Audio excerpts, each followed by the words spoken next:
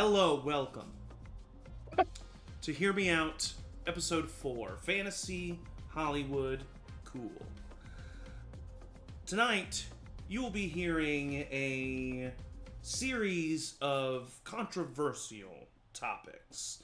Topics that, well, you're going to need to hear us out on. And if you want to be a part of the show, if you want to be a part of the conversation, well, you're going to need to join our Discord. You can join our Discord by typing !Discord in the chat. You'll get a link and an invite, and there you'll be able to talk to us while we're streaming. And you'll be able to vote on the topics, and you will be able to make your decision heard, and also perhaps ask follow-up questions on the presentation. So join that Discord. Before we officially begin, I should give some announcements. Tomorrow night at 7 p.m. Central is the third episode of Monster Hearts Junior Year. Weirdos are back and a little bit older and just as dramatic. So come check that out tomorrow night at 7 p.m. Central. And then Sunday, back, same time, same bat channel at 12 p.m. Central. We will be our next session 68, ever so close, of Campaign 3. So join us for that.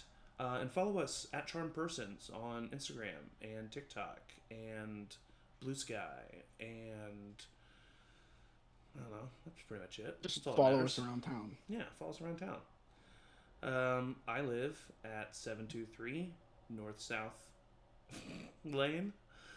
It's a very confusing address. I never get my packages. Anyway, this is tonight's episode of Hear Me Out. To begin, I'm going to test the audience and our viewers as well, or our participants as well, I should say, to see that you understand how the game works. Basically, I am going to give you, you will be given a single statement on each of these topics. You will say in the chat whether you agree, you disagree, or you need some convincing. You're a little bit in the middle. Those will each be given a certain point total.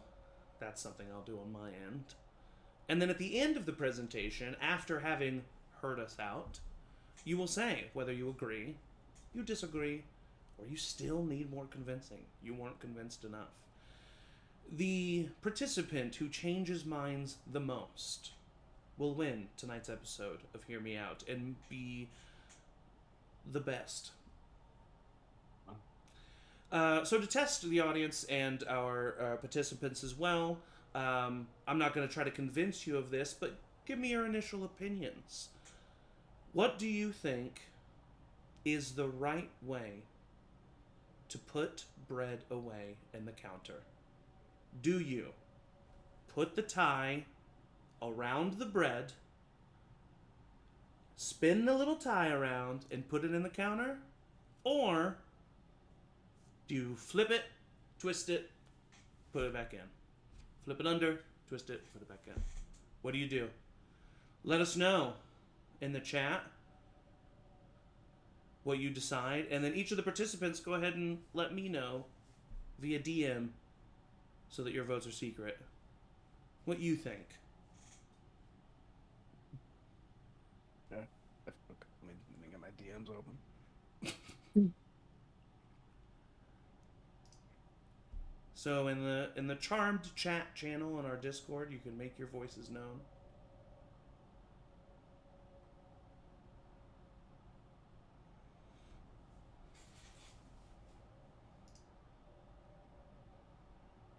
I'm getting in some. I have to really think about this. I'm getting in some votes. Okay. It's a pretty easy question. I feel very strongly about this. Okay. Yeah. Okay. We're definitely getting some information in here. We've got some viewers chiming in on the chat. Shifty's wonderful. looking for the Discord. Shifty, you got the Discord link. Come on, Shifty. Shift yourself on over to the Discord.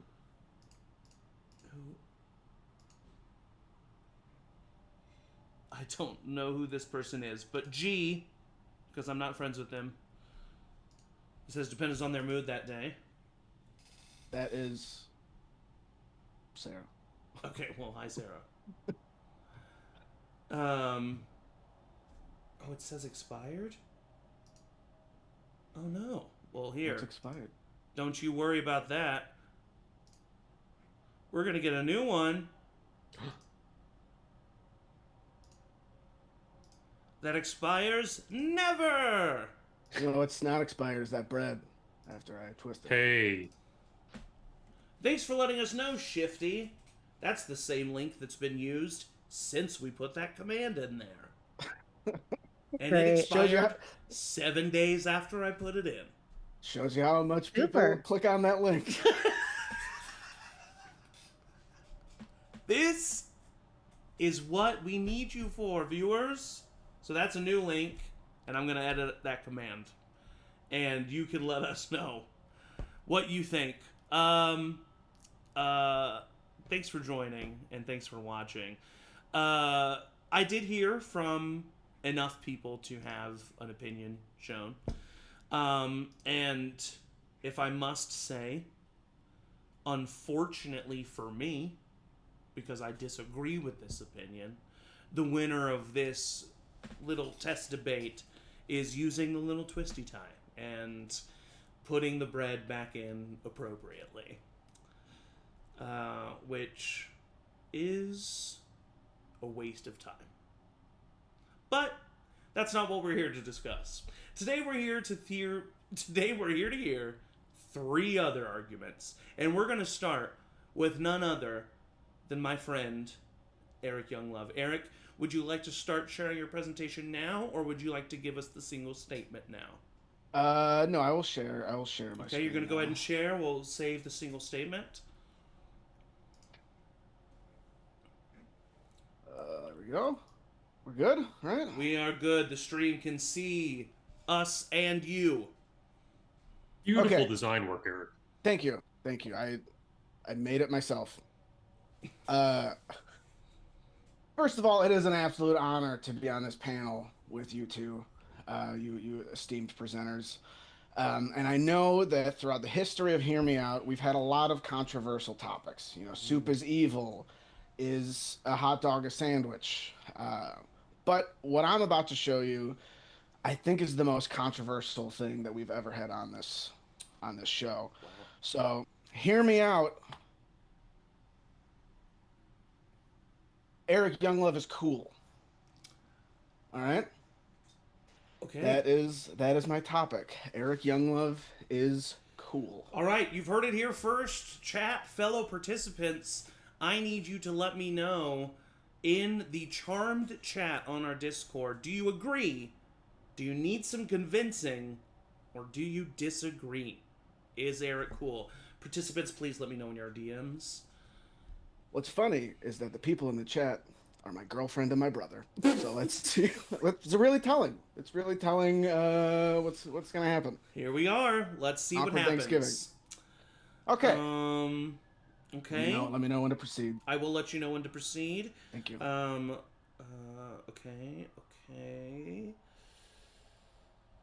All right.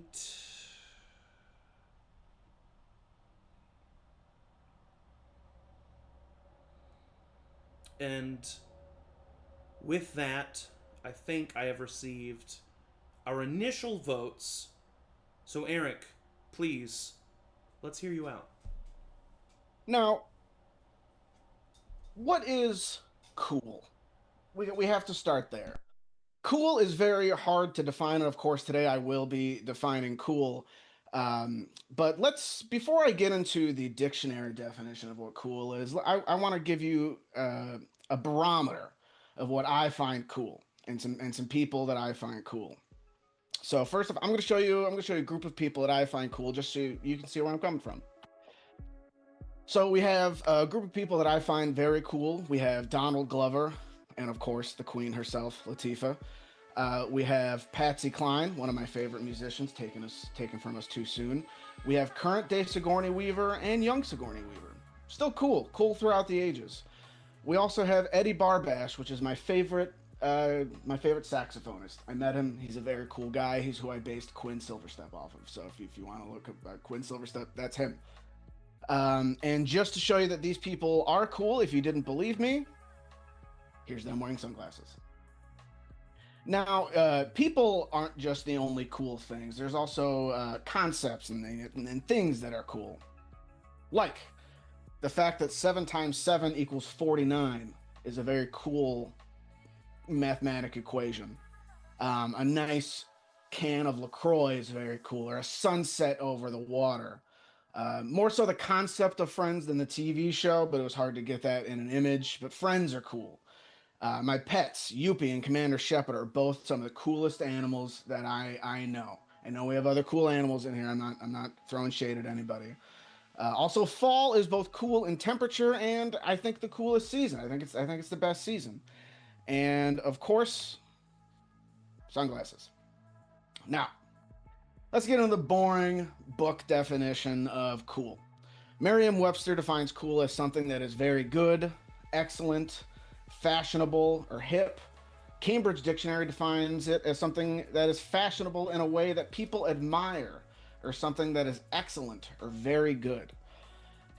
So by the end of this presentation, I will show you that I embody all those traits, and I am going to do that by showing you the 3 pillars of cool. Now, the 3 pillars of cool that I'm going to use is through an empirical data analysis. I'm going to throw some facts at you. We're going to take a look at my peers and the people that I surround myself with. And we're also going to look at my own personal achievements. Now, let's start off with the empirical data analysis. We're going to get into the tail of the tape. I'm going to throw just some facts about myself at you. We're going to start off. My name is Eric Younglove. If you don't know me, nice to meet you. I am 5'6" on a good day. Today's a good day. I'm 5'6". I was born June 7th, 1978 in Tulsa, Oklahoma. That is wrong. That might be a placeholder. I'm sorry. My favorite color is purple. It's a great color. It was my grandma's favorite color. And that is why I think it is a very cool color. And of course, Subaru. Now let's look at some more numbers. These are the coolness over time. As you can see, I start off at a 0. I think we all started off as a 0. Very few people are inherently cool, me among them. As you can see, I'm on a steady rise until about 15, and I kind of drop off until I hit 20, and that is because I thought that wearing these hats were cool, and it turns out they're not. And they're not as cool as I thought. I mean, look at that poor guy. He has no idea how uncool he is.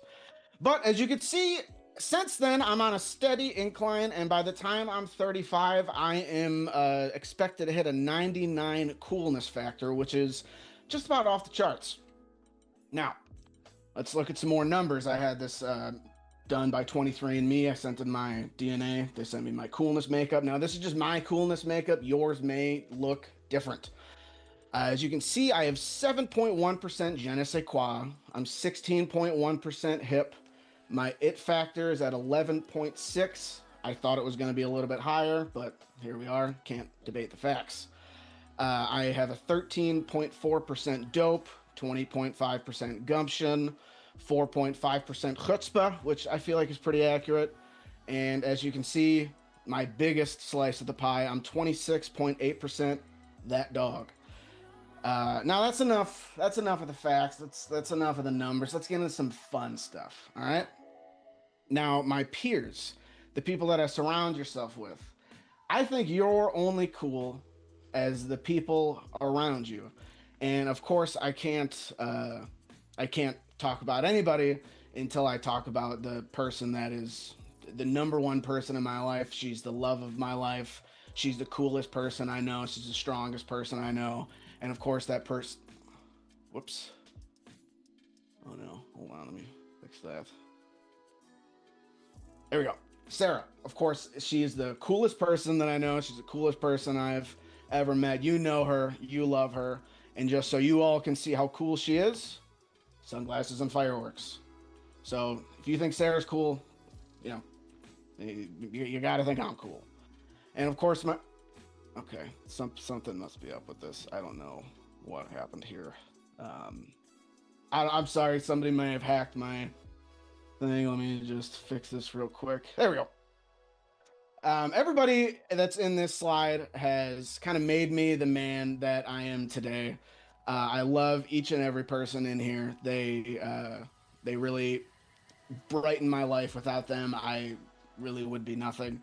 So if you think any of these people are cool by the transitive property of cool, you have to think I'm cool. It's just the facts. And of course, sunglasses for everybody. Now, it's enough about the people around me. Let's get back to myself. We're gonna take a look at my personal achievements. All right, I'm gonna toot my own horn a little bit. Toot toot. I swam with dolphins, which is very cool. It's a very cool thing to do. And as you can see, I looked cool doing it. That is not a picture of somebody who's afraid of dolphins. That is somebody who is cool, calm, and collective, and you can tell because I put sunglasses over my face. I also came in third place in my high school rock, paper, scissors tournament, which, as you know, first is the worst, second is the best, third is the one with the treasure chest. And nothing is cooler than treasure. It's also hairy chest, but also cool. Also, let's get into some more personal achievements here. I was an SNL cast member from 2005 to 2013. I created the beloved characters of Stefan, Vinny Vedecci, Herb Welch, and Tony Donato. I won the Emmy for Outstanding Lead Actor in a Comedy Series in 2018 and 2019. And I won the Directors Guild Award for my work on Barry in 2018, 19, and 22. I was nominated in 23, but I didn't win. So, through my 3 pillars of coolness, through empirical data analysis, through taking a look at my peers, and through my personal achievements, I have shown you today that Eric Younglove is cool. Thank you very much. Thank you, Eric, for such a well thought out and lovely presentation. I do apologize for the technical difficulties that it seemed that you may have had throughout the presentation. Now is the time that we ask the chat, you at home, if you have any questions for our presenter, please present those in the Charm Chat Discord. And our participants, while those are coming in, if you have any questions for Eric, please feel free to ask them now. I'm an open book. I do have actually a question. Yes, please. For Eric. Can you describe what made you feel cool in that picture with the dolphin? I think it's just how calm I was and just how I felt like I was one with water in that moment. And I honestly, if I closed my eyes, I feel like I was a dolphin. And Where was the setting for that? Was it like a SeaWorld situation? Or I believe it was in Jamaica, if I remember correctly. Huh. We were Okay. someplace in Jamaica. Jamaica's pretty cool. It was a pool. I kind of feel bad for the dolphin if I'm. Ooh, it was in a I'm- pool. Okay. Yeah. Still cool. What rhymes with pool? Cool. Thank you. That is true. It's an undeniable fact. Emily, do you have any questions for our presenter? Yeah, I do actually. You seemed very proud at the beginning of the presentation of the fact that you had made your presentation, which absolutely. Mhm. I'm curious, what's your theory about how your technical difficulties occurred? Do you think maybe your presentation was hijacked, or and in that case, is that? It may have been hacked, and you know what's really cool? Hacking. So if I was hacked, I feel like that only ups my coolness factor. Is I'm somebody that somebody else wants to hack, you know? And I'm gonna have to review my security protocols with my team, with my fact checking team, and we're gonna have to adjust some things. But yeah, I'm very sorry for any technical issues. And I have a follow-up for that. Zach, if you'll allow it. Of course. Zach, thank you so much. Actually, if you go to the chat, you'll see that whenever this topic was broached, I was immediately agreeing. I think Eric Younglove is very cool. Wow. What does concern me, and what I'm worried is going to sway my vote to answer something different, is that we just talked about hacking. You frequently admitted that some entire slides just weren't about Eric Younglove. Yeah, you know, And these things unfortunately, happen. the central argument was Eric Younglove is cool. And I'm not going to deny that Bill Hader is cool. I think Bill Hader is very cool. Yeah, I mean, as that's not what someone this is from about. Oklahoma as well. Yeah, an Okie, yeah. Exactly. He and I share a lineage. Um, but I do have to unfortunately feel like I have to discount entire slides of your presentation because I don't feel they answer this central question, which is Eric Younglove cool? If you had more evidence to support that, I would happily accept that. Now, I don't feel like Eric, what you I'm just sorry. said was a question. Eric, I'm sorry. This was a critique given to you, and you need to sit with that. He said he had a question. Thank you. It wasn't a Your Honor. question. Yeah. We do have 2 questions from the audience that I would like to bring to your attention. You do say that fall is cool, partly because of its temperature. That is something that you stated. However, normal body temp is pushing nigh on 100 degrees, which you are a body. So how would you say that that is cool? Well, that was an example of something else that is cool. I would argue that the temperature outside is cooler than 100 degrees Fahrenheit. Therefore, that is cool. The air to you feels cool because you are hotter than the air. I'm not a physicist. I definitely understand what you're saying. So we'll move on to the next question. How do you justify using such a cartoonish, ugly graphic of fall instead of a photo when it's such a gorgeous season? If, again, you yourself claim to be cool. Now, this was a question from the chat, just to, again, be clear. Well, I'll tell you what. I'm gonna be honest with you. I've been sitting on this presentation for about 3 months. So when I made this presentation, it was not fall. If I would have made it today, I would have taken a picture out my window to show that it is very cool and beautiful and fall outside. Got you. So on the record, you're saying it wasn't worth updating, wasn't worth your time. Yeah, because I'm too busy doing cool things. Okay, great. So that being said, thank you so much, Eric, for being brave and going first. Thank you. On this episode of Hear Me Out. Chat and participants in your DMs, please let me know whether after hearing Eric out, you agree, you still need more convincing, or you disagree. And while these votes are coming in, Eric, why don't you give us a little beat?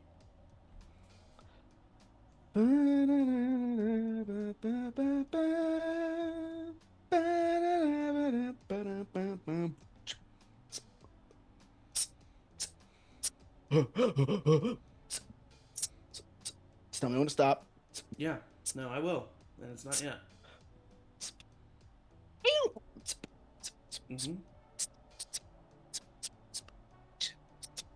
All right, thank you so much. Really appreciate that. So, the results of this presentation will be revealed at the end of tonight's episode. So, moving on to our second presentation. Michael, would you like to start sharing your screen, or would you like to give us the statement now? I am going to need to begin my presentation. Right. Because my thought comes towards, I would say, maybe the middle of my presentation, if that's okay. Sure. Yes. Just let me know when we have the initial statement so we can get our initial votes from the chat. But go ahead, Absolutely. please begin. Okay.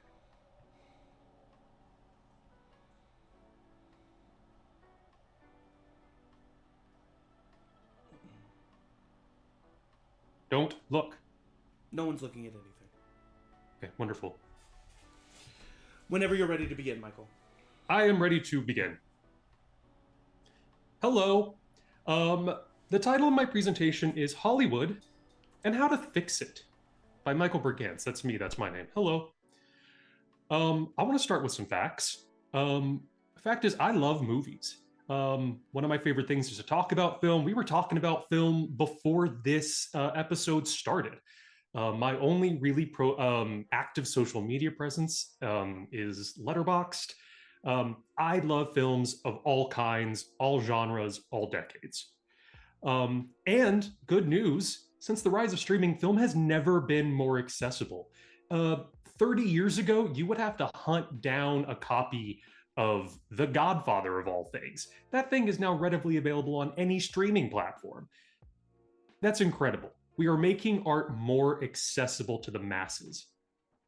And yet, the domestic box office has yet to recover to pre-2020 numbers. And that's going to lead me into our main problem here. Again, I'm waiting to reveal the main question, or my hypothesis, if you will. More facts. 2024 ended with just $8.5 billion at the domestic box office, which is the domestic lowest since 2002. Not adjusting for inflation. This means that 2002 spent more money than 2024. And because I did update my presentation today to have the most up-to-date references, October 2025 was the worst October at the box office since 1997. Almost 30 years. People have been born and can vote that, since then. So we are not doing great. And beyond the financials, since 2010, only 2 original films have topped the year-end box office. Would anyone like to guess what those 2 films are? Avatar. Avatar, yes, And Avatar in 2010. 2. No, the other answer, Barbie. Just throwing that out there. I have some recent examples of major releases from studios in 2024 and how they performed to kind of give you a concrete example of what I'm talking about here. So first, we have Joker Folie à Deux with an estimated loss of $144 million and a Rotten Tomatoes score of only 30%. Next, Indiana Jones 5. Better, a respectable 71% Rotten Tomatoes score, but at $148 million loss at the box office. And the biggest box office bomb of the year, The Flash, which lost Warner Brothers $160 million. What does this tell us, right? We're seeing that established franchises and recognizable names do not guarantee critical or financial success. Superhero movies, once guaranteed to make at least $1 billion, now struggle to make half of that. With social media and the rise of influencers, movie stardom is no longer an indicator of success.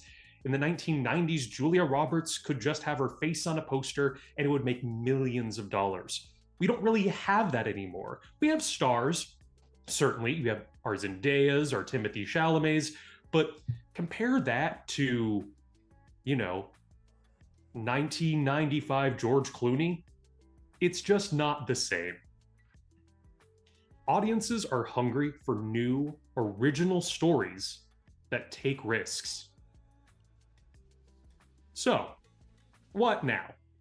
How do we fix an artistic system that is afraid of taking risks? How do we get people excited to go to the movies again? And how do we get original, exciting stories on screen? I have one word for all of you, and it's something that I know for a fact that everyone on this call is a much bigger fan of than me. Women. This will lead me into my central argument, which is how I can save Hollywood. Women. My great plan. Only women will be featured as protagonists in all films moving forward. One straight man can appear, but only as an ancillary love interest, as a treat. This is also known as the opposite of any Christopher Nolan film.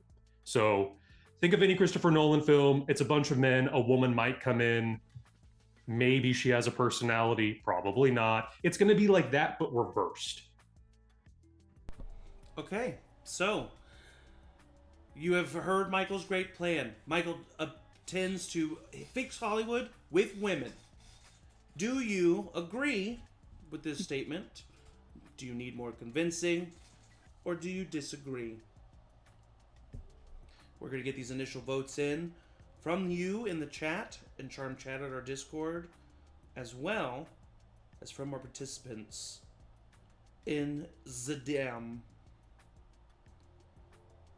Wonderful. Getting in these votes. We want us to DM you, right? We don't do it in the Discord. Yes, because that way it keeps everything a little bit of secret for everybody. And there can be reveals and fun at the end.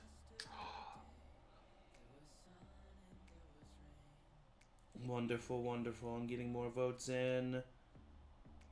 Okay, great. Thank you all for your consideration. Either way, I appreciate your time. All right.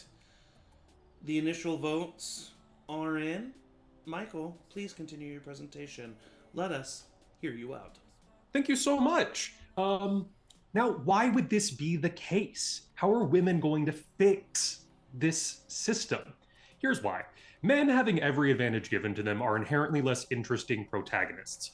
Having someone that's going into a situation, a conflict with everything going for them, that's not very interesting. James Gunn did a quite good job this past summer with Superman, a character who really has struggled a lot because having every power, every ability, being unstoppable, it's not that interesting. And that's just men existing. Because of the patriarchy, having a female protagonist is automatically more interesting. Facts is, every genre is improved by putting a woman at the center. And I have some concrete examples, and I will need all of your input. So we're going to play just a couple brief rounds of this or that. I'm going to need your input on who you would rather see in a movie. Okay. Labeling this as proof. But so for an action film, on the left, we have Thomas Cruise, and on the right, we have Charlize Theron. Can I just get your inputs on what you're thinking? I picked two people known for being like very capable action stars. Charlize, I'm a huge Charlize Theron fan. She's the best. She's awesome. Her Yeah. Hot Ones episode is my favorite Hot Ones.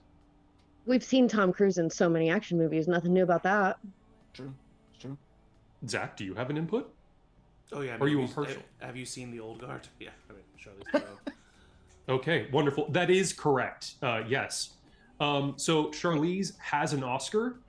She does her own stunts, but they make sense in the context of the movie. She's not just rebuilding a movie around doing one stunt that she kind of wants to do. That's exciting. She frequently wears great costumes. I mean, the movie itself, whatever, but Snow White and the Huntsman. I mean, The Crowns, she's just committed. Furiosa, The Metal Arm. There's just a lot of fantastic. Eileen Wuornos, you know, she really goes for it. And also, she's not a cult leader. So she has that going for her. Next, we have two of our most acclaimed dramatic actors of the day. On the left, we have Daniel Day-Lewis, and on the right, we have Meryl Streep. Emily, what are you thinking? I mean, I didn't even, I saw Meryl Streep first, and I didn't really care who was on the other side, so. Well, that says a lot, doesn't it? Eric? I mean, I'm sorry. I have to break. I know I'm going to be wrong, but I'm going to say Daniel Day-Lewis. He's retired. I would love to see him in more movies. Hey, I asked for your opinion, and that's your opinion. I totally respect it. Zach? Obviously.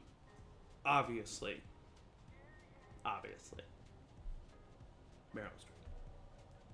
Okay. Yes, that is the correct answer. So Meryl Streep can do Sophie's Choice and Death Becomes Her. Daniel Day-Lewis cannot do Mamma Mia. Meryl Streep was best friends with Carrie Fisher. That's just really fucking cool. And if we learned anything from Eric's presentation of a transitive property of cool, Carrie Fisher, cool as hell, best friends with Meryl Streep, that means Meryl Streep is cool as hell. And Meryl Streep doesn't make her coworkers suffer through intense method acting that puts their health at risk. So there we go. I have some more examples of this specifically. Shouting out to a bunch of women on Twitter who posted the following over the years. Kirsten Dunst could do Once Upon a Time in Hollywood, but Leonardo DiCaprio couldn't do Bring It On? Absolutely, 100%. Would love to see him try. Lucy Liu could do Wolf of Wall Street, but Leonardo DiCaprio couldn't do Charlie's Angels. Sorry, Leo, you're taking a lot of heat, but maybe date a woman your own age. Rachel Weisz could do James Bond, but Daniel Craig couldn't do The Favorite. Wholeheartedly agree with that one. Amy Adams could do The Godfather, but Al Pacino could not do Enchanted. And Nicole Kidman could do The Shining, but Jack Nicholson could not do Practical Magic. I feel very strongly about that. Now, I hear what you're asking. What about the men? There's a bunch of men in Hollywood. What, are we just going to unemploy all of them? Yes, Eric, No. we know you're asking this. Well, who knows? But don't get me wrong. I did say earlier that the one heterosexual man can appear in a movie at a time, but that's not all of them. I am so pleased to let you all know we don't have to invent any new system for where these men can go. They can go on CBS.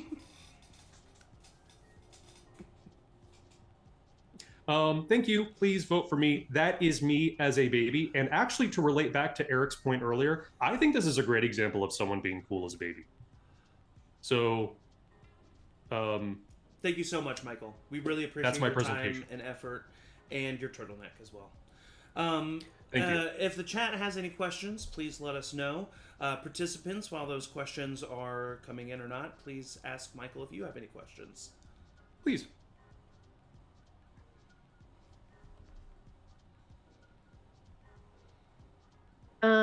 Okay, so would CBS not then become a threat? Oh, that's a good All the question. men. That's such a great question, Emily. I would ask you this question. How many TV shows have been running for about 15 years on CBS and we've just never heard about them? This is a place that can give men a long, well-paying job for over a decade at a time. But they are doing so, maybe in plain sight. They're kind of hiding in plain sight by being on CBS. So, still a regular job. My question is, where does Dakota Johnson fit in this? How do you feel about Dakota Johnson? Dakota Johnson, that's a really great point. Now, we're not all saying that, this is why this is so important. Because when so few films are centered around women, you kind of have to see the same ones over and over again. We're not really widening the net for new, exciting talent to come in. So unfortunately, we are stuck with people like Gal Gadot. I'm not going to claim that a movie is bettered by her being in there. However, Dakota Johnson is empirically hilarious just by existing, so I don't want to deny her place in the Hollywood canon. I think she would fit in really well as sort of like a news correspondent to like talk about Hollywood. I think her just as a person, she makes me giggle. And in films, hit or miss. But you know what? As I say this out loud, I think in about 15 years, maybe even fewer, maybe in 5 to 10 years, we're going to look back on her performance in Madam Web with a smile on our faces. Because you know what? Her web connected us all. That's such a nice sentiment. I think our last question for you before we get the final votes from everybody. What about Republican women? Ooh. Seeing as they don't care how other people like to identify themselves, I'm not going to identify them as women. And so they are not included in this. I haven't considered them. Understood. If they're ready to acknowledge people correctly and come to the table with that, then maybe we can have that conversation. But for now, until they come correct, they're not allowed. Okay. All right. Participants, please send me your final votes, as well as the people in Charm Chat. Please send me your final votes. And while those votes are coming in, Michael, go ahead and give us a tight 30 seconds. Oh, comedy? Yeah. Okay. So this isn't really comedy. I'm just going to kind of free talk here.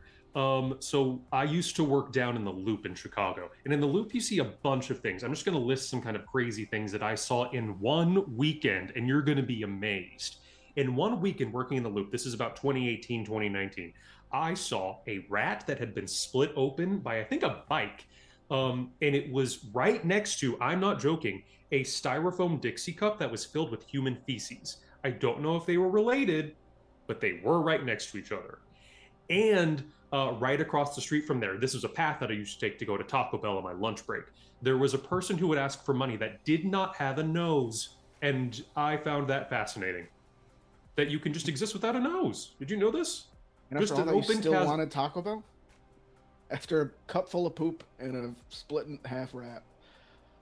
I wasn't making a lot of money back then. And wonderful. Thank you so much for your time, Michael. And thank you so much for your presentation. Thank you. Well, I think that leaves us to our last presentation before the final results are revealed. Emily, are you ready? I'm nervous. Yes, I'm ready. All right. Behind the curtain. Hold on. Come on. Okay. So, obviously, all of us love fantasy. We're all in the fantasy world. We play D&D all the time. We talk about what we read. Wait, we're just so you know, we're not seeing the full present. Oh, there it is. There we go. Yep.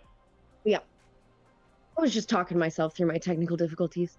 I spent most of my life thinking that I wasn't into fantasy. It doesn't really make sense because I literally have like the Dragonology and Piratology books from the book fair on my bookshelf still, but I didn't see Star Wars or Lord of the Rings until my 20s. I didn't really read any fantasy. It just wasn't what I was into.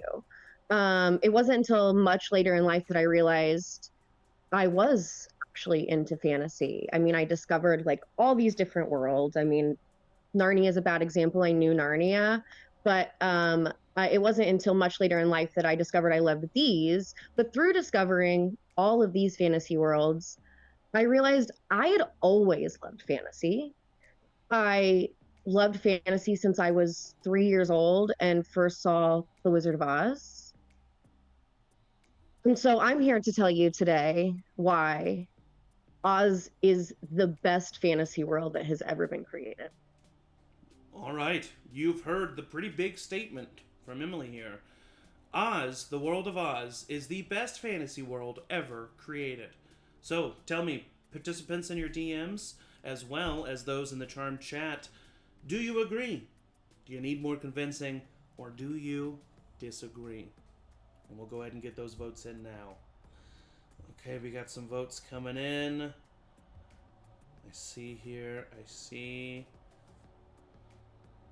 Right. Okay. Okay. Okay. Right. Right. Okay. Yes. Just hundreds and hundreds of votes. All right. Thank you so much, everyone, for all of the votes. Emily, it's time for us to hear you out. All right. So I know that the number one argument is going to be against Middle Earth. So we will get to other worlds in the Q&A, and you could ask me anything you want about the other worlds, but this is what we're going to argue right now because it's the one that I think a lot of other fantasy worlds are based on, and the one that the most people are going to come to me about being better. So we're going to look at 3 different things. We're going to look at the creatures, we're going to look at the world itself, and we're going to look at the scope of the story.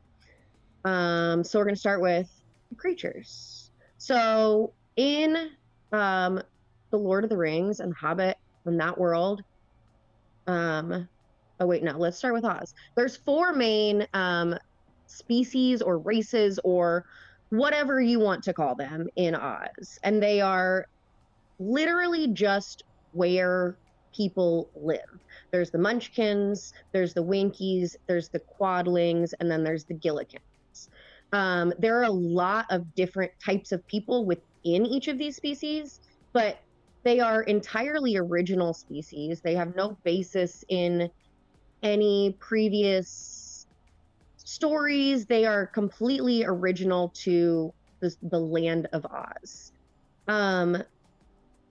Lord of the Rings, on the other hand, while they have all of these characters that absolutely inspired a lot afterwards, they are mostly from mythology and folklore. There are changes, there are shifts, absolutely, but most of Tolkien's inspiration came from Germanic and Nordic mythology, as well as the landscapes around. Even things that have been tied to actual real people are still tied to our world. He actually literally said that the dwarves are like Jewish people. Like that's an actual quote that I found today.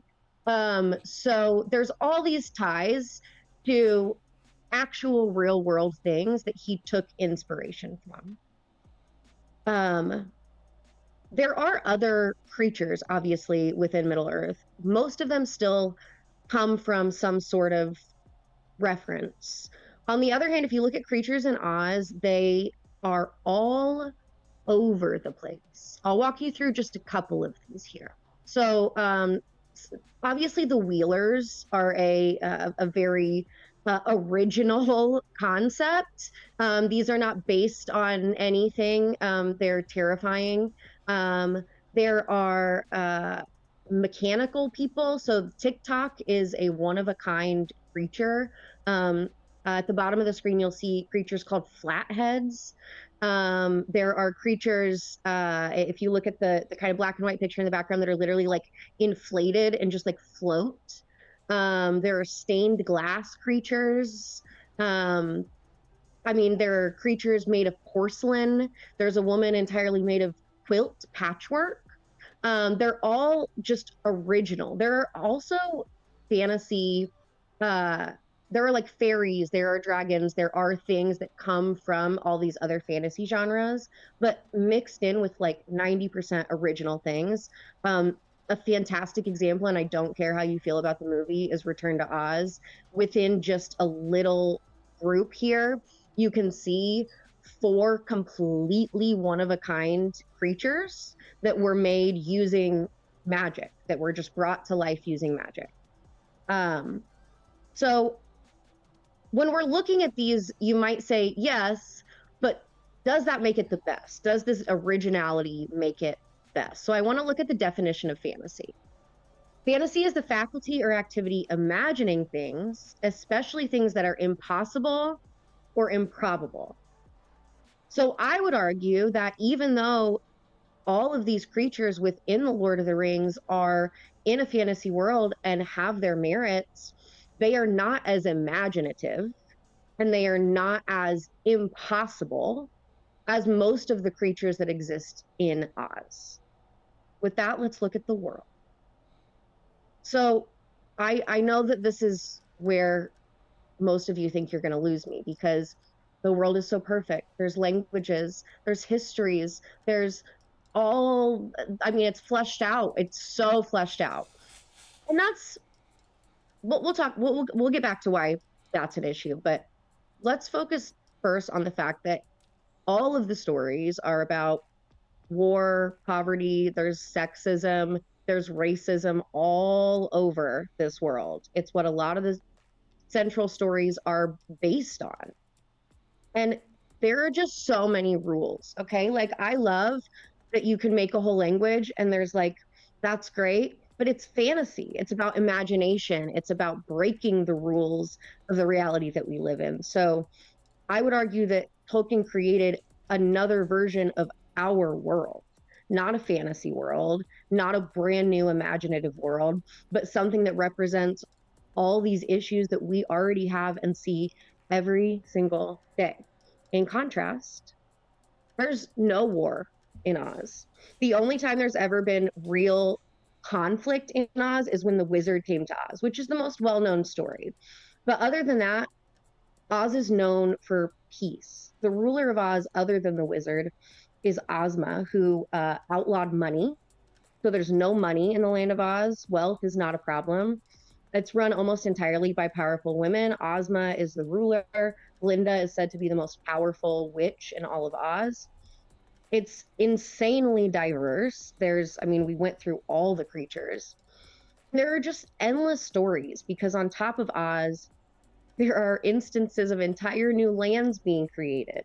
There are instances of entirely new realities being created within Oz. So it has this potential for like endless imagination. And there's just no rules. Magic does not seem to have any rule in Oz. Every person can access magic, and every person can access magic differently.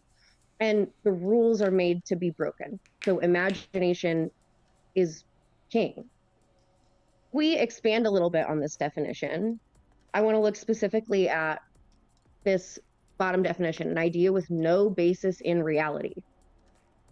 There are so many rules in Tolkien's world. He is creating a reality. The point of Oz is that it's fantastical. It is not reality. It's the furthest thing you could get from reality. Let's look at the scope of these stories. We're going to get into some statistics. I haven't won you yet. Lord of the Rings came out in 1954. The first Oz book came out in 1900. It's been around for longer. There have been 6 to 7 books. Some people apparently argue that there's like an appendix that can come with some versions that counts as a book. So 6 to 7, whatever. I'll give you that one. The Silmarillion is more than an appendix, but okay.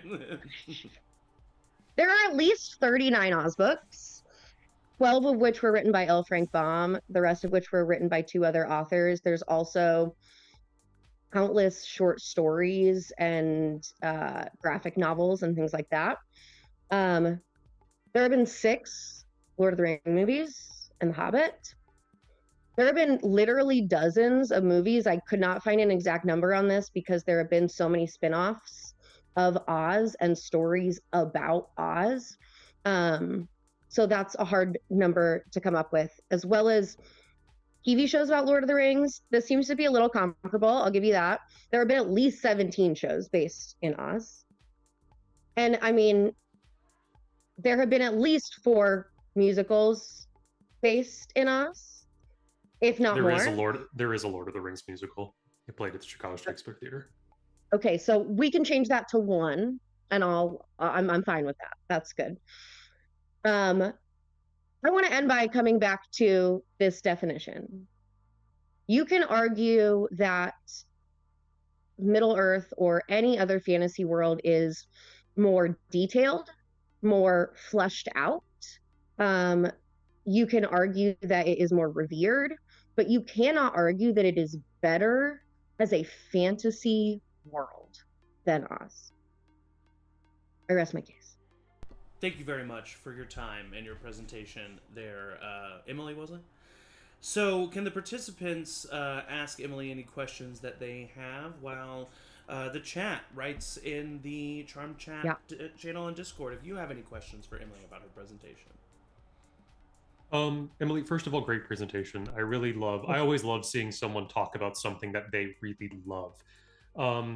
And you pointed out a lot of stuff that I do really appreciate with Oz. For being a book that is so old, you are right. It's almost entirely run by women. Women kind of are at the forefront of all the Oz stories.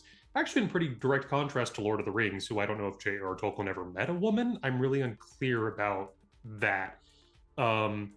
However, where I feel like I might be losing your argument a bit is when you pull up the statistics showing the amount of materials that have been made for both Lord of the Rings and The Wizard of Oz. And I will fully admit, Lord of the Rings is not my particular cup of tea.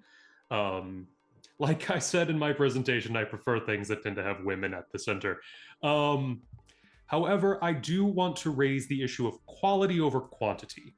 The Lord of the Rings movies, with the exception of the Hobbit trilogy, received extremely well. Return of the King sweeping the Oscars, winning, I think, the most Oscars, or tied, I believe, with the most Oscar wins in a single night. Wizard of Oz has had a challenging time being adapted well. I would say for all the dozens of books, spin-offs, movies, TV shows, a very, very small fraction have made a positive impact on the popular culture. The ones that have left a massive mark. Obviously, the 1939 movie with Judy Garland and Wicked being the juggernaut that it is.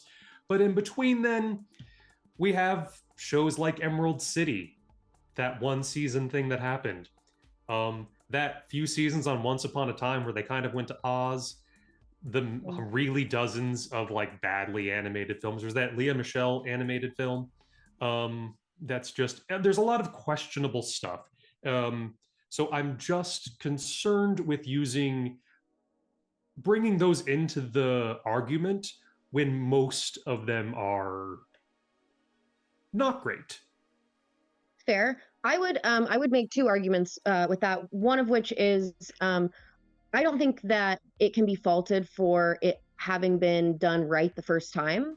The Wizard of Oz was historic and can't be touched in terms of like the history of the movie and the impact it's had.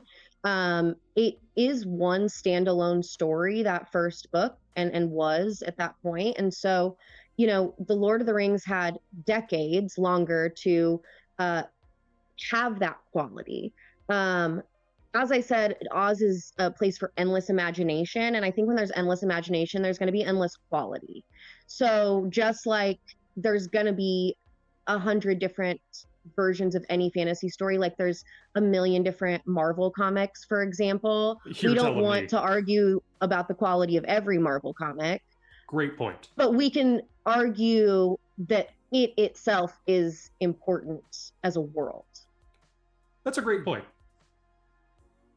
I would just like to bring up you talk about how Wizard of Oz is the best fantasy world due to its detachment from reality.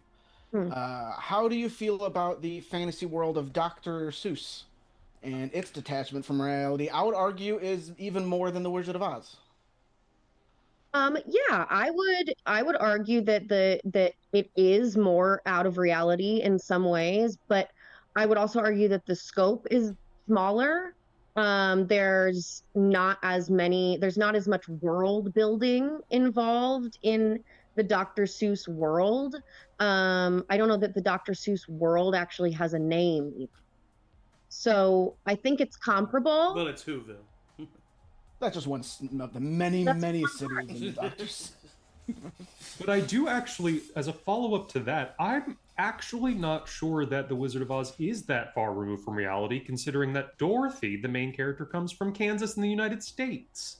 So you can bring one of the main characters, of course. But there are tangible, I mean, for a good portion of Oz, they just had a farmhouse from Kansas flat on a witch for a while. That's American. That's very American. That is absolutely, and that is The Wizard of Oz, and that is maybe the first couple Oz books. But Dorothy is not even fully involved in a lot of the future books. And by the end of the Oz series, Dorothy, Aunt Em, and Uncle Henry have all moved to Oz and are citizens of Oz and are completely separated from our world. You don't even want to get her started on the things that are crazy about the Oz world. I appreciate the follow-up questions, and I appreciate your due diligence in answering them, Emily. Since we are getting close here on time, let's go ahead and get the follow-up votes from our participants and from the chat. Having heard Emily out, do you flat out disagree? Maybe you've moved to leaning a little bit more convincing, or maybe you agree now. Go ahead and let us know, and we will get these votes tallied. In the meantime, Emily, do a little show and tell. Okay. This is what I have here. So I discovered this kind of Cheez-Its recently. They're smoked cheddar. They're really good. I used them to make mac and cheese for a pitch-in, and I crushed these on the top. It was like the breadcrumbs. And it was very, very good. It was yummy. What else? This is I'm not a big fan of Cheez-Its, but What? I know. Well, I know that I'm. that's I know a hear me out topic in and of itself. Have you tried know. extra toasty ones? They're great. No. Oh, those are my favorite. Yeah, they're the best. This is my broken phone screen. It's been broken for a couple months. I'm pretty lazy about getting it fixed. How did it break? Follow-up question. How did it break? Good follow-up question. I dropped it on the floor in the bathroom of the theater that I was seeing Zach's show at. Classic. Yeah. Classic. Okay, wonderful. I have received the votes. If all of you don't mind, just talking amongst yourself while I get these final scores. I really appreciated both of your presentations. I felt like I learned a lot, and I was engaged with both of yours. Yeah, I concur. I learned a lot about the Wizard of Oz. I did. And women. What a good day. Yeah, what a great There's a day. lot of overlap between that. Yeah. There's a lot of women in the Wizard of Oz. I didn't know there were so Yeah. many books in the Wizard of Oz. I didn't know that. I didn't there either. were 39. I think I own all of them. When you lived in Chicago, did you go visit the house where it was written? Did not. I never did. I did go to Oz Park. I like Ozpark. It's not as exciting as you want it to be, though, you know? Yeah, nothing ever. They have a is. yellow brick road outside the house here in the city. Oh, really? I can't believe I never went there. Yeah. That's great. Is it real gold? No, it's also not really his house anymore. It's like an apartment building, but it's like on this site he wrote the book. Ladies and gentlemen, thank you so much. The scores have been tallied, and boy, oh boy, has this been a doozy of an episode. Oh, Let me just say this, you know, I do want to say that at the top of the episode, I said the person who changed minds the most would be the winner of tonight's episode. So, with that being said, that's going to lead me to third place. Third place, with everyone agreeing, and then everyone agreeing again, is Michael. So, Michael, a presentation unanimously agreed and loved and adored. But, unfortunately, it was that way both times. okay. So, There's two whereas your presentation probably wins, you know, reality, it does not win this show. That's tough for me. Yeah. Mm-hmm. Yeah. Now that leads us to Eric and Emily. Now, Eric, before you started your presentation, actually, let me go with Emily first. No, let me go with Eric first. Eric, before you started your presentation, 3 people needed some convincing. I get it. One I get person agreed, and one person disagreed. Mm. After your presentation, My what now? Thank you. one person still needed some convincing. One person did still agree, and 3 people disagreed. Of course. Yep. I knew I would lose some people.